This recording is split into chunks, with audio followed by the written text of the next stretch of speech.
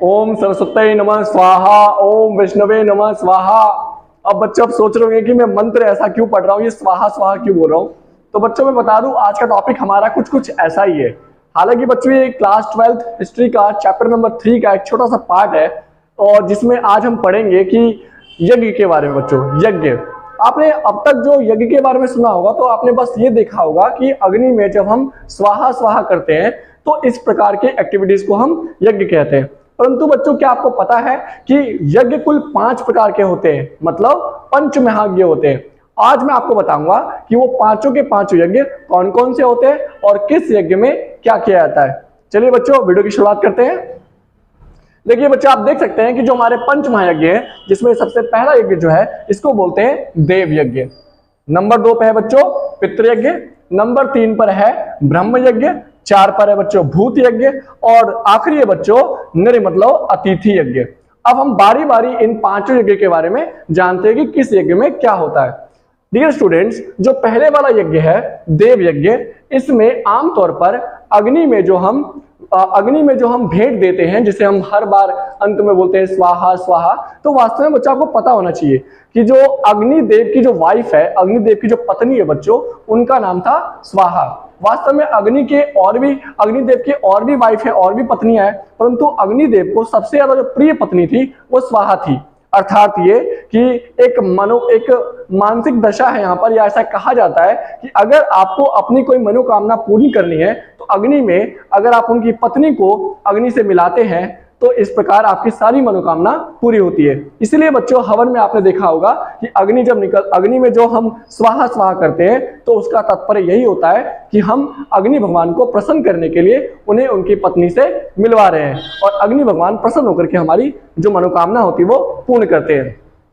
परंतु बच्चों अग्नि के अलावा और भी यज्ञ होते हैं जिसे हमें जानना चाहिए। तो देव यज्ञ में क्या होता है बच्चों, मेनली देव यज्ञ में अग्नि में जो हम बच्चों स्वाहा स्वाहा करते हैं, जो भी आहुतियां देते हैं बच्चों, उसे देव यज्ञ कहते हैं। नंबर 2 पर है बच्चों पितृयज्ञ। पितृयज्ञ के बच्चों और भी गहराई में मायने भी होते हैं। एक तो पितृयज्ञ का मतलब ये होता है कि जो हमारे माता पिता है, हमारे जो भी पितृ है या फिर हमारे दादा दादी है, कुल मिलाकर के हमें इनकी सेवा करनी चाहिए। माता पिता की सेवा करना भी बच्चों यज्ञ की प्राप्ति के बराबर ही होता है। इसके अलावा आपने देखा होगा सितंबर के महीने में एक पितृ श्राद्ध मास आता है बच्चों। श्राद्ध मास में क्या होता है, हम जो हमारे पेरेंट्स होते हैं वो अपने पितरों की याद में ब्राह्मण भोजन कराते हैं, उनको सुबह सुबह नहा धो के पानी पिलाते हैं।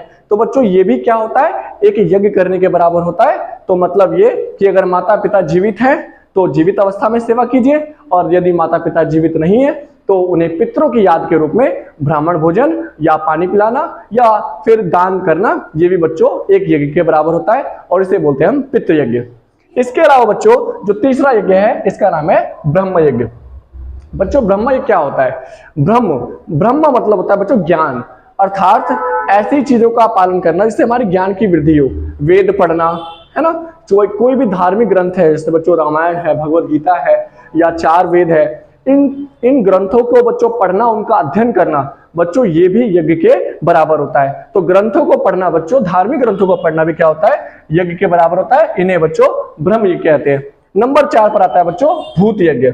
अब बच्चे पढ़ते तो भूत का मतलब समझ लेते बच्चे भूत प्रेत। बच्चों ये भूत प्रेत विशाप की बात नहीं हो रही है, यहाँ पर जिस शब्द का प्रयोग किया गया भूत, इसका मतलब यह है कि जो भूत है वो समस्त जीवधारियों के प्रति बताया गया है। जितने भी मनुष्य के अलावा जो जीवधारी हैं, जैसे पशु है, पक्षी है, जैसे पक्षियों को गर्मी के मौसम में पानी डालना, दाने डालना, जैसे पशुओं में गाय है, कुत्ते हैं बच्चों, इनको भोजन खिलाना, ये भी बच्चों ऐसा सेवा कार्य करना भी एक यज्ञ के प्राप्ति के बराबर होता है, यज्ञ फल के प्राप्ति के बराबर होता है, और इसे बोलते हैं बच्चों हम भूत यज्ञ।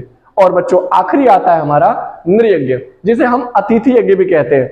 अतिथि यज्ञ, अतिथि का मतलब क्या होता है बच्चों सुनिए, गेट पर कोई भी संत, साधु संत आए या कोई गरीब भिखारी आए जो भोजन की मांग करता हो या कुछ धन की मांग करता हो, तो इस अवस्था में हमें प्रयास करना चाहिए कि हमारे गेट पर, हमारे द्वार पर कोई भी संत महात्मा या कोई भी गरीब व्यक्ति अगर कुछ मांगने की दशा में होते हैं तो हमें बच्चों उनको दान देना चाहिए। ऐसा करने से भी बच्चों हमें यज्ञ की प्राप्ति होती है। मतलब ये कि हमें हमारे गेट पर, हमारे द्वार पर जब कोई आता है तो प्रयास करना चाहिए कि वो खाली हाथ न जाए।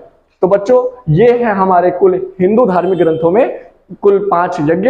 इन्हें धार्मिक ग्रंथों में भी, मनुस्मृति नामक पुस्तक में भी बच्चों, तमाम प्रकार के जो बच्चों धार्मिक ग्रंथ है आपको उसमें ये पंच महायज्ञ के बारे में बताया जाता है। 12वीं क्लास में है अगर आप, तो 12वीं क्लास के हिस्ट्री का चैप्टर नंबर जो बच्चों 3 है उसके अंदर आपको इसके बारे में शॉर्ट डिस्क्रिप्शन दिया जाएगा। आशा करता हूं आज की वीडियो आपको पसंद आई होगी, समझ में आई होगी। अगर समझ में आई हो, अच्छी लगी हो तो लाइक कीजिए, शेयर कीजिए, सब्सक्राइब कीजिए। धन्यवाद, फिर मिलेंगे।